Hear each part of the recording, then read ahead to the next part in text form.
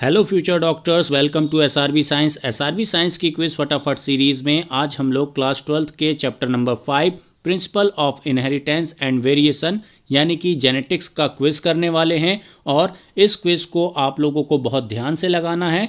तो आप लोग क्या कीजिए, अपनी कॉपी और पेन लेकर बैठिए और सारे क्वेश्चन को सॉल्व कीजिए। जिस भी क्वेश्चन में आपको डाउट होगा उसे आप अपनी नोटबुक में लिखें और एनसीईआरटी की बुक से उसको एक बार रीड जरूर करें। जेनेटिक्स के पहले जितने भी चैप्टर आपकी एनसीईआरटी बुक में दिए हुए हैं उनके क्विजेस हमारे चैनल में अवेलेबल है क्विज फटाफट नाम की सीरीज़ पर। और यदि आप लोगों को वो क्विज लगाना है तो आप लोग इस वीडियो के डिस्क्रिप्शन बॉक्स में जाइए, वहाँ पर उन सभी के लिंक दिए हुए हैं, आप लोग उन्हें भी ज़रूर लगाइए। चलिए अब हम स्टार्ट करते हैं हमारा आज का क्विज। और पहला क्वेश्चन है हमारा question number 1। The process by which characters are transferred from one generation to the next generation is called. मतलब जो प्रोसेस आपको बताना है जिसमें कैरेक्टर्स एक जनरेशन से दूसरी जनरेशन में जाते हैं उसे क्या कहा जाता है। Option A variation, B inheritance, C heredity या D B and C both. तो यहाँ पर जो प्रोसेस होती है जिससे कैरेक्टर्स ट्रांसफर्ड होते हैं एक जनरेशन से दूसरी जनरेशन में उसे कहा जाता है हेरिडिटी या उसे ही कहा जाता है इनहेरिटेंस। मतलब B and C both correct हैं, यानी कि क्वेश्चन नंबर 1 के लिए करेक्ट ऑप्शन जो होगा वो है option D B and C both. चलिए ये हो गया आपका क्वेश्चन नंबर 1। इसके बाद question number 2। The difference in traits of individuals of a progeny from each other and from their parents are called. मतलब क्वेश्चन में आपसे पूछा जा रहा है कि यदि एक पेरेंट के बच्चे हैं, उन बच्चों में आपस में जो डिफरेंट कैरेक्टरिस्टिक आए हैं और उन बच्चों का अपने माता पिता से जो डिफरेंट कैरेक्टरिस्टिक वाला फीचर है वो उसे हम क्या कहते हैं। ठीक है, तो option A variation, B inheritance, C heredity, D B and C both. तो यहाँ आप लोगों को आसानी से ये शब्द या टर्म समझ में आ जाएगा कि जो डिफरेंट कैरेक्टर होते हैं किसी इंडिविजुअल में उसे हम कहते हैं वेरिएशन। ठीक है, तो ये इंपॉर्टेंट टर्म है, इसे आप याद रखिए। अब देखते हैं अगला क्वेश्चन क्या है। Question number 3। Scientist known as father of genetics. बहुत इजी क्वेश्चन है, क्लास 10th में आप लोगों ने ये पढ़ चुका है। मतलब जेनेटिक्स के फादर किसे कहा जाता है। Option A Robert Hooke, B Morgan, C Mendel, D B and C both. तो जो जेनेटिक्स के फादर हैं वो कहलाते हैं मेंडल। ठीक है, वैसे तो जेनेटिक्स में आपको मॉर्गन साइंटिस्ट के बारे में भी पढ़ने मिलेगा, पर यहाँ पर जो क्वेश्चन नंबर 3 है उसका करेक्ट आंसर होगा सी मेंडल। ठीक है, मॉर्गन के बारे में हम अगले जो क्विजेज होंगे उसमें पढ़ेंगे। अब देखिए बच्चों question number 4। Mendel performed his experiment with. मतलब मेंडल ने अपना एक्सपेरिमेंट किसके ऊपर किया। Option A garden pea, B sweet pea, C Pisum sativum, D A and C both. तो बच्चों उन्होंने किस पे किया था, गार्डन पी पे। ध्यान रखिएगा गार्डन पी पे मेंडल ने अपने जो भी एक्सपेरिमेंट थे वो किए थे और स्वीट पी पर नहीं किया था, है ना, इसमें कंफ्यूज नहीं होना है। गार्डन पी में किया था और गार्डन पी का जो साइंटिफिक नेम है वो है पाइसम सेटाइवम। ठीक है, तो यहाँ पर ऑप्शन ए भी करेक्ट है और सी भी करेक्ट है। मतलब कि आपका करेक्ट आंसर होगा option D A and C both. चलिए अब क्वेश्चन नंबर 5 की तरफ चलते हैं। अगले क्वेश्चन में आपसे पूछा गया है how many characters Mendel studied in pea plant. मतलब मेंडल ने पी प्लांट में कितने कैरेक्टरिस्टिक को स्टडी किया था। Option A 4, B 14, C 7, D 21। तो मेंडल ने पी प्लांट में 7 कैरेक्टर्स, ठीक है, 7 कैरेक्टर्स की स्टडी की थी। वहीं आपसे पूछ लिया जाता है कि मेंडल ने अपने एक्सपेरिमेंट में कितने ट्रेट्स की स्टडी की थी। तो यदि 7 कैरेक्टर्स हैं तो उनका जस्ट डबल हो जाएगा 14 ट्रेट्स। ठीक है, पर क्वेश्चन में यहाँ आपसे पूछा गया है कैरेक्टर्स, तो 7 कैरेक्टर्स और ट्रेट्स पूछता तो 14। ठीक है, चलिए क्वेश्चन नंबर 5 का करेक्ट आंसर ऑप्शन सी। इसके बाद है question number 6। Mendel selected garden pea as his experimental material because। मतलब मेंडल ने पाइसम सैटिवम या गार्डन पी को ही क्यों चूज किया? Option A, it is an annual plant with short life cycle, बिल्कुल करेक्ट बात है। B, garden pea is a bisexual flower, ये भी करेक्ट है। C, it produces large number of seeds in one generation, ये भी ठीक है। मतलब करेक्ट आंसर होगा आपका option number D, all of the above. इसके अलावा और भी कुछ फीचर्स थे गार्डन पी के, इस वजह से मेंडल ने अपने एक्सपेरिमेंट में गार्डन पी का यूज किया था। ठीक है, तो वो कैरेक्टरिस्टिक भी आपको याद होने चाहिए। अब देखिए बच्चों, question number 7, which law was given by Mendel, मतलब मेंडल ने कौन सा नियम दिया था? Option A, law of dominance, B, love नहीं, यहाँ पर लॉ होगा, ठीक है, लॉ मिसप्रिंट हो गया ये, law of segregation, C, law of independent assortment, या D, all of the above. मतलब साइंटिस्ट मेंडल ने कौन कौन से लॉ दिए थे? तो option A, law of dominance correct है। बी, लॉ ऑफ सेग्रीगेशन, ये भी दिया था।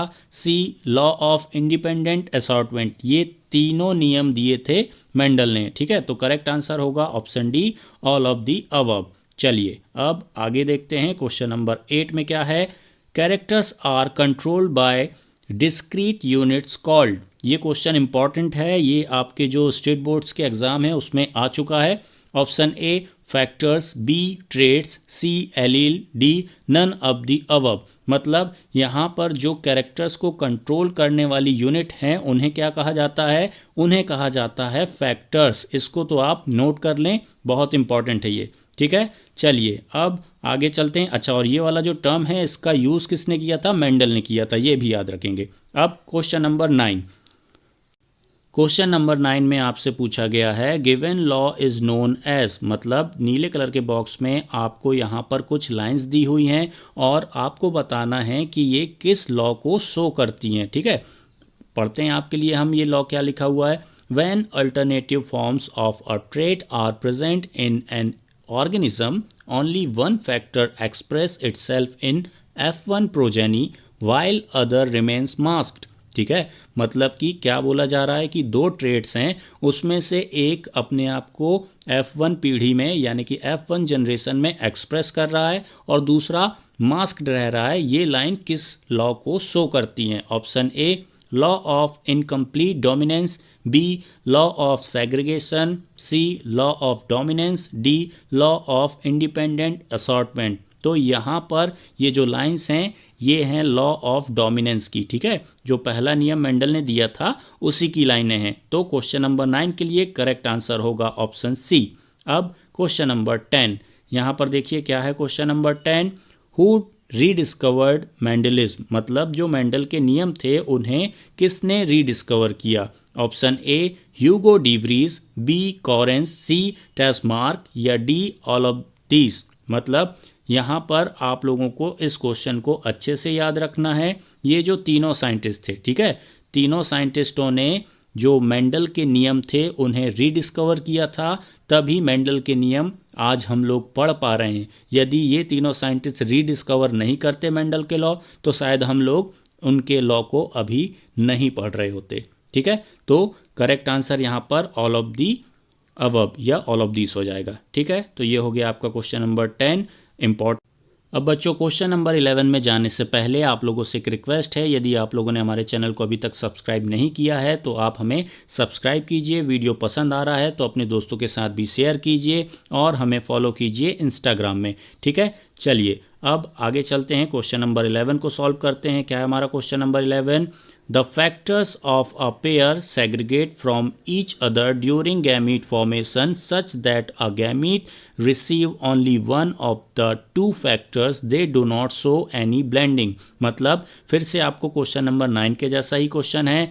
गिवन स्टेटमेंट इज शोइंग, मतलब ऊपर जो आपको स्टेटमेंट दी हुई है वो किस चीज़ को शो करती है? Option A, law of dominance, B, law of segregation, C, law of independent assortment, D, law of incomplete dominance. तो यहाँ पर ये जो लाइंस हैं वो किसे शो करती हैं? लॉ ऑफ सेग्रीगेशन को। ठीक है बच्चों, तो आप इसको ध्यान से रखेंगे। यहाँ देखिए ना, सेग्रीगेट टर्म आ गया है, मतलब लॉ ऑफ सेग्रीगेशन की बात हो रही है। ये भी मेंडल का दिया हुआ नियम है, सेकंड लॉ है। चलिए आगे बढ़ते हैं और देखते हैं क्वेश्चन नंबर 12 में क्या है? Question number 12, what will be the phenotype ratio we found in dihybrid cross in F2 generation. मतलब फिनोटाइप रेशियो आपको बताना है जो कि डाईहाइब्रिड क्रॉस में हम लोगों को सेकेंड जनरेशन में यानी कि F2 जनरेशन में देखने मिलता है। ऑप्शन ए 1:2:1, बी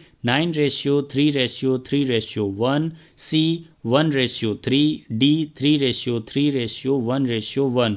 तो ये जो फिनोटाइपिक रेशियो है इसको याद रखेंगे। फिल इन द ब्लैंक में कई बार ये पूछा गया है स्टेट बोर्ड्स में, है ना, और नीट के एग्जाम में तो आया ही आया है। तो यहाँ पर जो करेक्ट आंसर है वो है 9:3:3:1।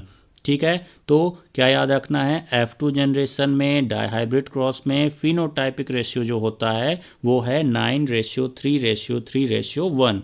ठीक, चलिए अब आगे बढ़ते हैं और देखते हैं question number 13। Question number 13, example of incomplete dominance is. मतलब इनकम्प्लीट डोमिनेंस का एग्जाम्पल आपको बताना है। Option A Mirabilis jalapa, B 4 o'clock plant, C snapdragon, D all of the above. तो बच्चों ध्यान से देखिए, मिराबिलिस जलापा करेक्ट आंसर है और मिराबिलिस जलापा का ही दूसरा नाम है 4 o'clock प्लांट।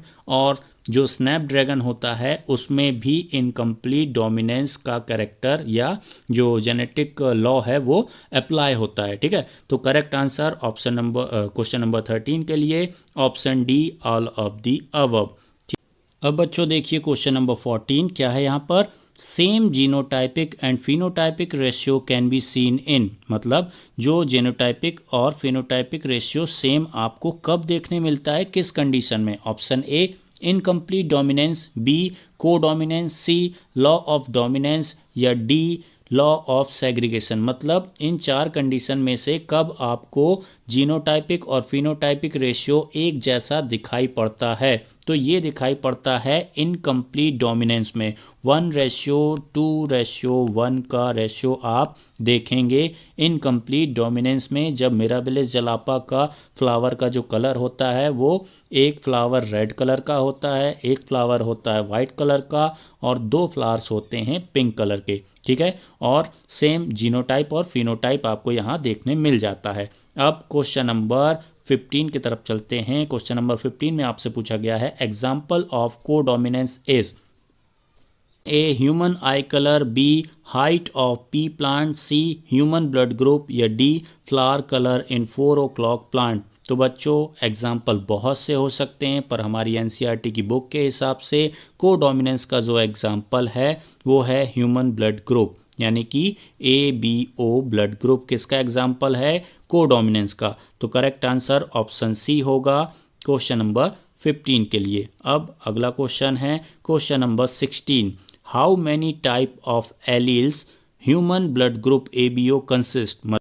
मतलब जो ह्यूमन ब्लड ग्रुप होता है ABO वो कितने टाइप के एलील्स को कंसिस्ट करता है या उसमें कितने टाइप के एलील्स आप देख सकते हैं? Option A 1, option B 2, option C 3, option D 4। तो यहाँ पर जब एलील्स की बात होती है तो एलील्स है ए मतलब IA, IB एंड IO। ठीक है, यही 3 एलील्स आपको ह्यूमन ब्लड ग्रुप में देखने मिलते हैं। इसके अलावा और कोई तीसरा एलील आपको देखने नहीं मिलेगा ह्यूमन ब्लड ग्रुप में। चलिए क्वेश्चन नंबर 16 का करेक्ट आंसर होगा ऑप्शन सी यानी कि 3। अब आगे देखिए क्वेश्चन।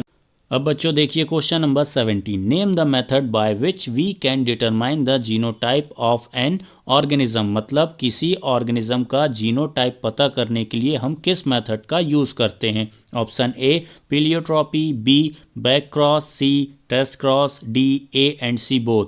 तो बच्चों ये वाला जो मेथड है ना, मतलब किसी ऑर्गेनिज्म का जीनोटाइप पता करने वाली जो मेथड है उसे हम कहते हैं टेस्ट क्रॉस, और इसको भी मेंडल ने यूज़ किया था। तो दोनों चीज़ें आप याद रख लेंगे।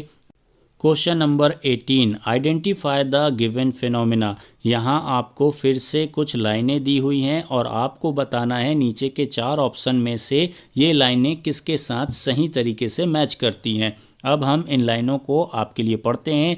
The organism with dominant phenotype but unknown genotype is crossed with the recessive individual. तो ये कब की कंडीशन है, कब हम ऐसा करते हैं? हम करते हैं ऐसा टेस्ट क्रॉस की कंडीशन में। जब हमें किसी ऑर्गेनिज्म का जीनोटाइप पता करना होता है तब हम उस जीनोटाइप में टेस्ट क्रॉस का यूज़ करते हैं और ये लाइनें टेस्ट क्रॉस को ही शो करती हैं। तो करेक्ट आंसर क्वेश्चन नंबर 18 के लिए ऑप्शन नंबर सी होगा। ठीक है बच्चों, यदि आप लोगों को ये क्वेश्चन नहीं बन रहे हैं तो आप लोग प्लीज़ इन्हें लिखिए अपनी नोटबुक में और बार बार रिवाइज कीजिए। क्यों? क्योंकि जेनेटिक्स जो टॉपिक है वो बहुत इंपॉर्टेंट है आपके किसी भी टाइप के एग्ज़ाम के लिए। ठीक है, बोर्ड एग्ज़ाम्स की बात करें आप, या फिर जो क्लास के टेस्ट होते हैं, या फिर नीट का एग्ज़ाम होता है, सभी के लिए जेनेटिक्स बहुत इंपॉर्टेंट है। और इसकी एक एक लाइन से हमने आप लोगों के लिए क्वेश्चन बनाया है, तो ध्यान से आप लोग इन क्वेश्चन को अटेंड कीजिए। अब देखिए क्वेश्चन नंबर 19।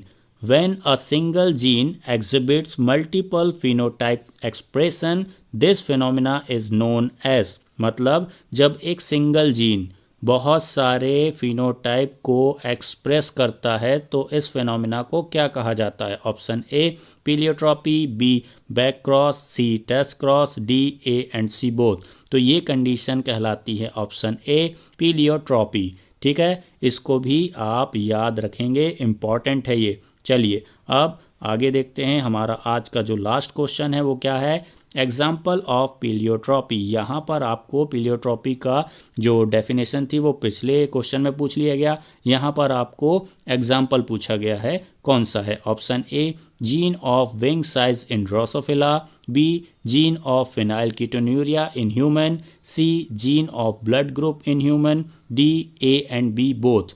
तो बच्चों यहाँ पर आपकी बुक के हिसाब से जो ड्रोसोफिला का विंग साइज का जो जीन होता है वो और भी कैरेक्टर्स को शो कराता है, साथ ही साथ जो फिनाइलकीटोन्यूरिया का जीन होता है ह्यूमन में वो भी बहुत सारे कैरेक्टरिस्टिक को एक साथ शो करवाता है, इसलिए इसे पीलियोट्रोपिक जीन का एग्जाम्पल कहा जाएगा। यानी कि करेक्ट आंसर होगा क्वेश्चन नंबर 20 के लिए D A and B both. ठीक है बच्चों, तो बच्चों क्वेश्चन नंबर 20 के साथ जेनेटिक्स का हमारा पहला क्विज कंप्लीट हुआ। अब हम आपसे मिलेंगे नेक्स्ट क्विज में, जहां पर हम जेनेटिक्स के कुछ और क्वेश्चन करेंगे। और आप लोगों से एक रिक्वेस्ट है, आप लोग चैनल को सब्सक्राइब कर लीजिए, वीडियो को लाइक कर दीजिए, अपने दोस्तों के साथ शेयर कर दीजिए और बेल आइकन को भी प्रेस कर दीजिए ताकि जब भी कोई नई वीडियो आए तो आप लोगों को नोटिफिकेशन मिल सके। अब हम आपसे मिलेंगे नेक्स्ट वीडियो में, तब तक के लिए bye bye and thank you.